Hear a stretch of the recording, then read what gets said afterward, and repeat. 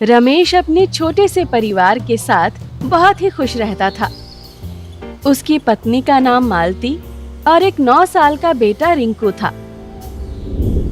रमेश का एक बड़ा सा होटल था जिसे वो अच्छे से चला रहा था और उसकी इनकम भी काफी अच्छी थी। वो थोड़ा परेशान बस अपने बेटे रिंकू की तरफ से रहता था। बेटा रिंकू, ये क्या? इस साल तुम्हारे नंबर सिर्फ 50% आए हैं। पिताजी, मैं फेल तो नहीं हुआ ना? आप क्यों इतनी चिंता कर रहे हैं? जब फेल आऊं तो मेरी गलती बताइएगा। इसी तरह वो अपने माँ बाप से खूब मुंहजोरी किया करता था। एक दिन रमेश ऑफिस से घर लौट रहा था, तभी उसने सामने ट्रैफिक देखा। लगता है ट्रैफिक बहुत ज्यादा है, इतनी जल्दी नहीं खुलने वाला। उसने गाड़ी साइड लगाई और बाहर निकला। वहीं उसे चौराहे पर एक लड़का बैठा हुआ नजर आया। आइए साहब, आपके जूते कई दिन से पॉलिश नहीं हुए हैं, कहे तो मैं चमका दूं? ठीक है बेटा, चमका दो। उसने जूते उतारे और उस लड़के को दे दिए। बेटा, तुम्हारा नाम क्या है और तुम रहते कहाँ हो? साहब, मेरा नाम प्रकाश है और मैं यहाँ सड़क पर ही रहता हूँ। सड़क पर? लेकिन सड़क पर भला कोई कैसे रह सकता है? साहब, आप जैसे लोगों को सड़क पर रहने में परेशानी लगती होगी, लेकिन हम जैसे लोगों के पास तो कोई रास्ता ही नहीं होता। तुम्हारे माता पिता कहाँ रहते हैं? माँ पिताजी का एक कार दुर्घटना में देहांत हो गया था। मेरा उनके सिवा कोई पहले था ही नहीं, अब वो भी नहीं रहे। उसकी कहानी सुनकर रमेश को उस पर दया आ गई। बेटा, तुमको ऐसे देखकर मुझे अच्छा नहीं लग रहा। तुम मेरे साथ चलो। मेरा परिवार वैसे भी बहुत छोटा है।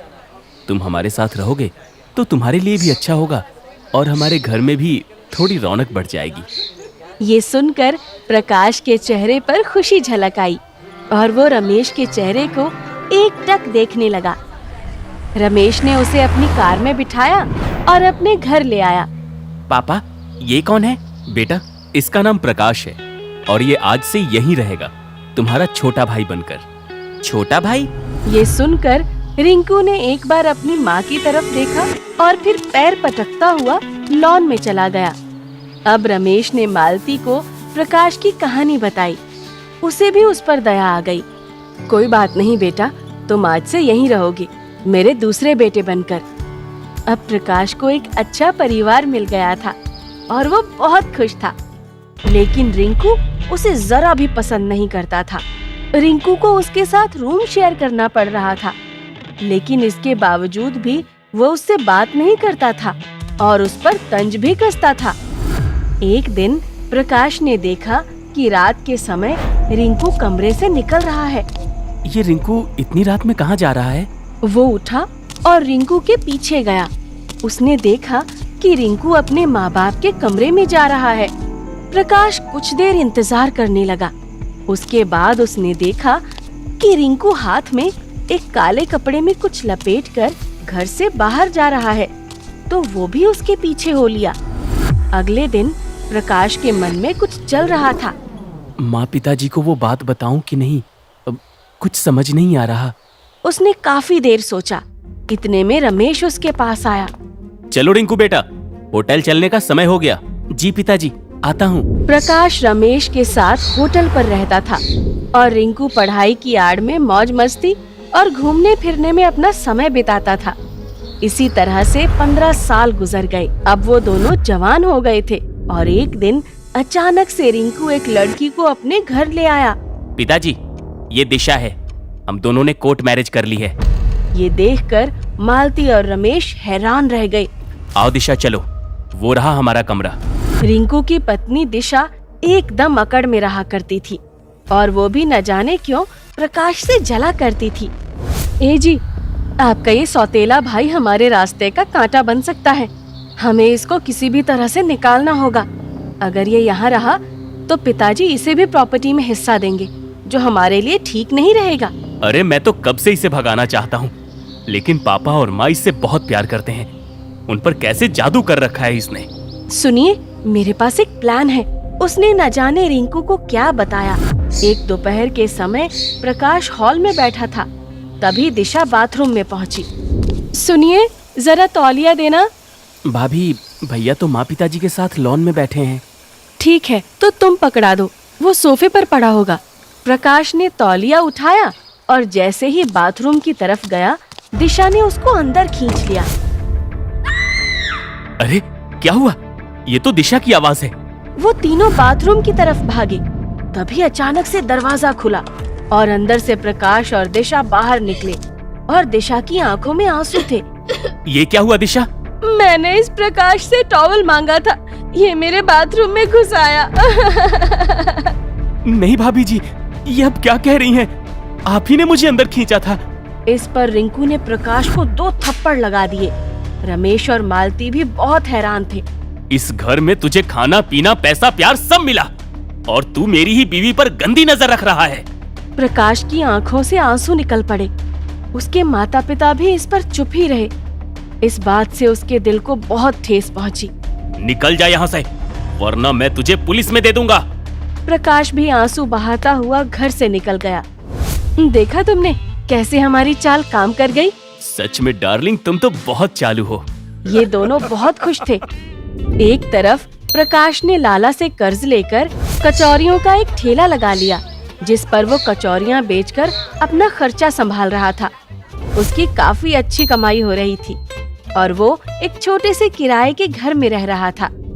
एक शाम रमेश और मालती हॉल में बैठे टीवी देख रहे थे। तभी एक वकील उनके पास आया। मिस्टर रमेश जी, वकील साहब, कहिए कैसे आना हुआ? मैं आपको ये पेपर्स कॉपी दिखाने आया था। रमेश ने उन पेपर्स को लिया। मैं मेरे पूरे होशो हवास में मेरी सारी संपत्ति मेरी बहू दिशा के नाम कर रहा हूँ। रमेश रस्तोगी? अरे मैंने तो ऐसे किसी पेपर पर साइन ही नहीं किए। मिस्टर रमेश, ये आपके ही सिग्नेचर हैं और इस पेपर के हिसाब से अब आपकी बहू ही घर और कारोबार की मालकिन है। रमेश को अब याद आया कि 2 दिन पहले रिंकू ने उनसे कुछ पेपर्स पर साइन करवाए थे, ये बताकर कि वो होटल के पीछे वाली जमीन पर रूम्स बनाने के पेपर्स हैं, और रमेश ने उन पर बिना देखे साइन कर दिया था। रिंकू, ये तुमने क्या किया? इतना बड़ा धोखा! पिताजी, प्रॉपर्टी तो वैसे भी आप मेरे ही नाम करने वाले थे ना। मैंने मेरी बीवी के नाम करवा दी, तो आपको क्यों परेशानी हो रही है? हम आपको घर से थोड़ी निकाल रहे हैं, घर के मालिक तो अभी भी आप ही हो। नहीं रिंकू, अब माँ और बाबूजी इस घर में नहीं रह सकते, इनको ये छोड़कर जाना ही होगा। दिशा, ये तुम क्या कह रही हो? अगर माँ पिताजी को तुम निकाल रही हो तो मैं भी इस घर में नहीं रहूंगा। शौक से जाओ, किसने रोका है? इस पर रिंकू हैरान रह गया। मतलब तुमको सिर्फ पैसों से प्यार था? ऐसा कुछ नहीं है, बस तुम यहीं रहो और इनको जाने दो, वरना तुमको भी निकालना पड़ेगा। इस पर रिंकू कुछ नहीं बोला और अपने कमरे में चला गया। रमेश और मालती को अब बहुत अफसोस हो रहा था। वो दोनों आंखों में आंसू लिए घर से निकल गए और अब रिंकू अपनी बीवी के दबाव में रहने लगा। वो अब सांस भी ले रहा था तो अपनी पत्नी की मर्जी से, लेकिन अब उसने सब कुछ खत्म कर दिया था, इसलिए अब पछताने से कोई फायदा नहीं था। रमेश और मालती पूरा दिन भूखे दर-बदर भटकते रहे और शाम होने पर अनजाने में वह प्रकाश के ठेले पर पहुंच गए। अरे बाबूजी, माँ जी, आप? प्रकाश ने उनको देखा तो तेजी से जाकर उनके पैर छुए। कैसे हैं आप पिताजी? आप दोनों को देखने के लिए आंखें तरस रही थी मेरी। ये सुनकर उन दोनों की आंखों से आंसू छलक उठे और शर्म से उनके सिर झुक गए। बेटा, हम तुम्हारे इस प्यार के लायक नहीं हैं। जब तुमको घर से निकाला जा रहा था तो हमने तुमको रोकने की कोशिश तक नहीं की थी। माँ पिताजी, आप ऐसा मत कहिए। आप मेरे माता पिता हैं, भला मैं आपसे ऊपर कैसे हो सकता हूँ? और उस दिन जो भी हुआ, आपको जो दिखाया गया, आपने वही सच माना। लेकिन आपकी गलती इतनी बड़ी नहीं कि मैं आपको इज्जत ना दूं। एक तू है बेटा जो इतना सब होने के बाद भी हमें इज्जत दे रहा है, और एक हमारा सगा बेटा जो पैसों की वजह से हमें भूल चुका है। उसने अपनी बीवी के नाम सारी प्रॉपर्टी करवा दी और हमें बेघर कर दिया। पिताजी, आपका वो बेटा नहीं है तो क्या हुआ? ये बेटा तो है। आप बेघर नहीं है। जो मेरा है वो सब आप ही का है। प्रकाश ने उनको अपने ठेले पर कचौरियां खिलाई और फिर अपने छोटे से घर में ले गया, जहां जाकर उन दोनों ने सुकून की सांस ली। इस तरफ रिंकू की जिंदगी पूरी तरह से बर्बाद हो गई थी। दिशा, माना कि तुम इस सारी प्रॉपर्टी की मालकिन हो, लेकिन तुम मुझे जिस तरह से ट्रीट कर रही हो वो सही नहीं है। मैं पति हूँ तुम्हारा। तुम मेरे पति हो तो उन माँ बाप के बेटे भी तो थे जिनको तुमने अकेला छोड़ दिया। तुमने अपने माँ बाप से वफा नहीं की तो मुझसे वफा तुमको कहाँ से मिल जाएगी। जितना मिल रहा है उसमें खुश रहो, वरना तुम भी उन्हीं की तरह सड़क पर भटकते फिरोगे। ये सुनकर रिंकू चुप रहा, लेकिन अंदर ही अंदर उसे अपने ऊपर घिन आ रही थी। इस तरफ प्रकाश अपने माँ बाप को पाकर बहुत खुश था। बेटा प्रकाश, तुम क्या सोच रहे हो? पिताजी, मुझे माफ कीजिएगा, लेकिन मैं आपको एक बहुत ही जरूरी बात बताना भूल गया था। कौन सी बात बेटा? तुम क्या कहना चाहते हो? हाँ पिताजी, मुझे अभी याद आया है, अब मेरे साथ चलिए। प्रकाश ने फावड़ा उठाया और दोनों प्रकाश के पीछे हो लिए। वो उनको लेकर जंगल में पहुंचा। बेटा, तुम ये हमें जंगल में क्यों ले जा रहे हो? पिताजी, यही वो बरगद का पेड़ है। कौन सा बरगद का पेड़? आप लोग बस थोड़ा इंतजार कीजिए। प्रकाश ने फावड़े से खुदाई शुरू की और काफी देर तक खोदता रहा। उन दोनों को समझ नहीं आ रहा था कि वो ऐसा क्यों कर रहा है। तभी उसके फावड़े से टन की आवाज आई। मिल गया।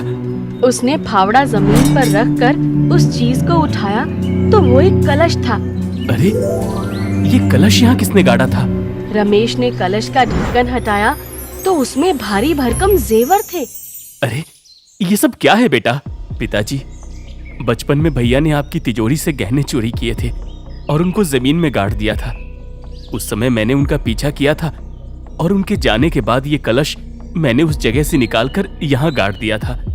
लेकिन मैंने ये बात आपको नहीं बताई, क्योंकि मैं ना ही भैया को बुरा बनवाना चाहता था, ना ही मैं घर में लड़ाई चाहता था। जब से मैं मौका देख रहा था कि कब आपको इसके बारे में बताऊं, लेकिन फिर कभी मौका ही नहीं मिला। बेटा प्रकाश, तुम कितने अच्छे हो। तुम चाहते तो इन जेवरों को लेकर अपना पक्का घर बनाते, अच्छा कारोबार करते, लेकिन तुमने इन्हें संभाल कर रखा। पिताजी, ये आप ही के थे, मैंने तो बस इनकी हिफाजत की और कुछ नहीं। रमेश ने प्रकाश को गले लगा लिया। उन गहनों को बेचकर रमेश ने फिर से अपना होटल खोला और उन्होंने एक अच्छा सा घर भी ले लिया। अब रमेश और प्रकाश होटल पर बैठते थे और मालती घर संभाल रही थी। एक दिन ऐसे ही एक लड़का बहुत ही बुरी हालत में होटल आया। बाबूजी, कुछ काम मिलेगा क्या? मैं बहुत परेशान हूँ। उसकी तरफ जैसे ही रमेश ने देखा तो उस आदमी की आंखों में आंसू आ गए, क्योंकि वो कोई और नहीं, रिंकू था। पिताजी, मत कहो मुझे पिता। अगर तुम हमें अपने माता पिता समझते तो हमें भटकने के लिए नहीं छोड़ते। पिताजी, मैंने आपको घर से नहीं निकाला था, लेकिन मेरी ये गलती है कि मैं आपके साथ घर से नहीं निकला। मैंने मेरा ही फायदा देखा, जिसकी सजा मैं अब भुगत रहा हूँ। दिशा ने मुझे कुत्ते की तरह ट्रीट करना शुरू कर दिया था। छोड़ आया मैं उस घर को, उसमें सब कुछ था, लेकिन सुकून नहीं। कोई बात नहीं भैया, आप फिक्र मत कीजिए, अब आप हमारे साथ रहना। ये सुनकर रिंकू ने प्रकाश के आगे हाथ जोड़ लिए, लेकिन प्रकाश ने उसको गले लगा लिया। अब रिंकू भी उन्हीं के साथ रहने लगा। प्रकाश को अब फिर से उसका परिवार मिल गया और उसकी जिंदगी में खुशियां बरसने लगी।